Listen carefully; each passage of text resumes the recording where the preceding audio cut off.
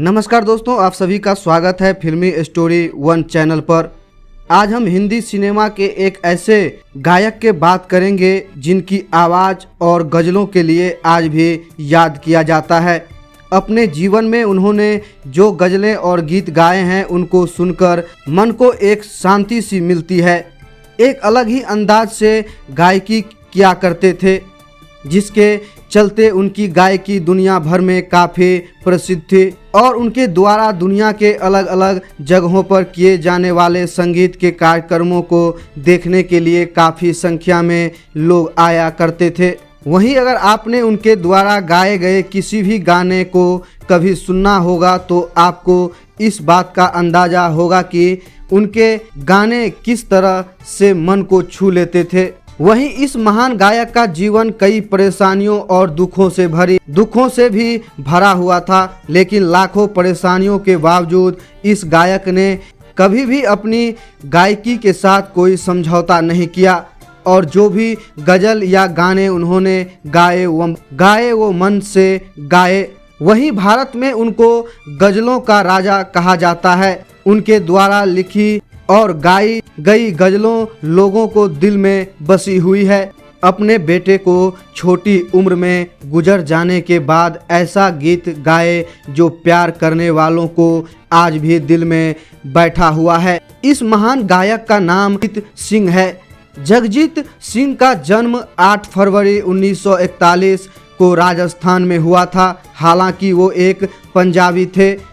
वही कहा जाता है कि जन्म के वक्त उनका नाम जगमोहन रखा गया था, लेकिन उनके पिता ने अपने किसी गुरु के कहने पर इनके नाम में परिवर्तन कर जगजीत रख दिया। जगजीत सिंह ने अपने जीवन के सुनहरे पल राजस्थान के श्री गंगानगर में बिताए थे। उन्होंने श्री गंगानगर में स्थित खालसा हाई स्कूल और गवर्नमेंट कॉलेज से अपनी पढ़ाई की थी, जबकि उन्होंने जालंधर के डीएवी कॉलेज से कला में डिग्री हासिल की थी।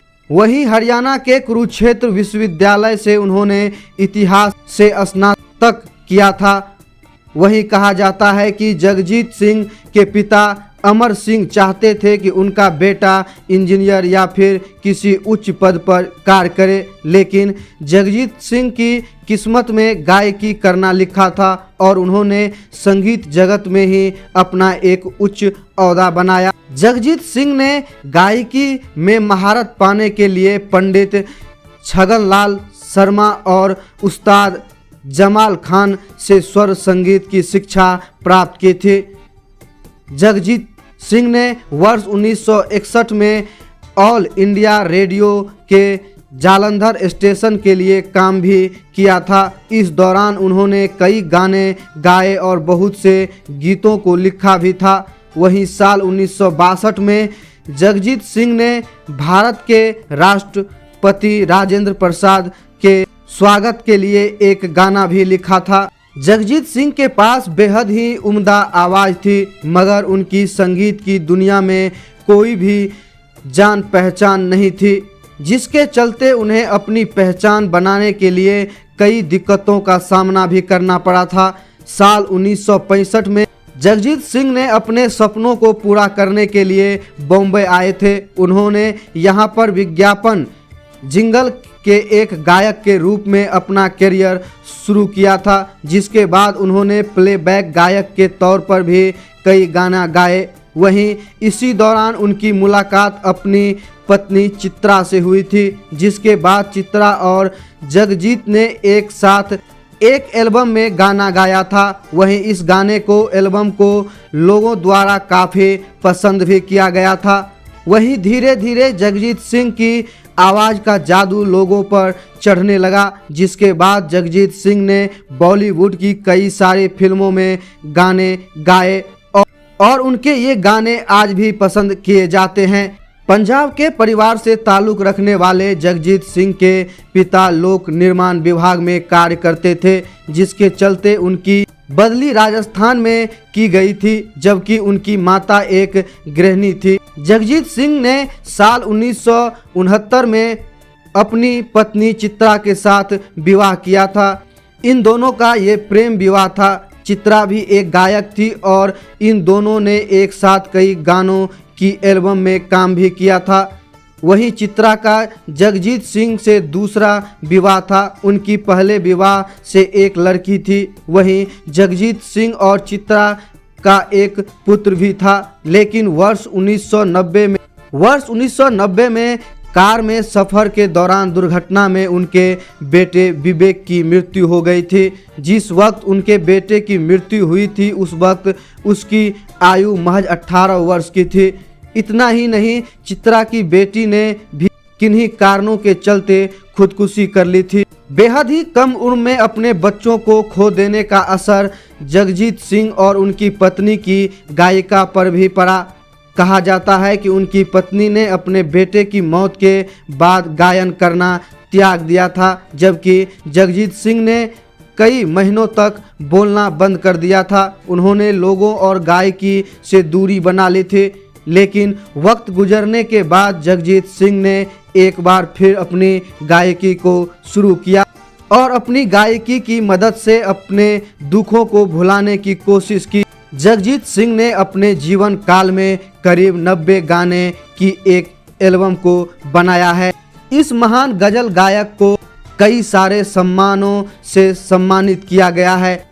साल 1998 में जगजीत सिंह को मध्य प्रदेश सरकार द्वारा लता मंगेशकर सम्मान से नवाजा गया था। वहीं साल 2005 में दिल्ली सरकार द्वारा गालिब अकादमी पुरस्कार भी इनको दिया गया था। वहीं भारत सरकार ने भी साल 2003 में पद्म भूषण से जगजीत सिंह को पुरस्कृत करने का सम्मान दिया गया था। इसके अलावा राजस्थान सरकार ने मरणोपरांत जगजीत सिंह को अपना उच्चतम नागरिक पुरस्कार यानी राजस्थान रत्न प्रदान किया था।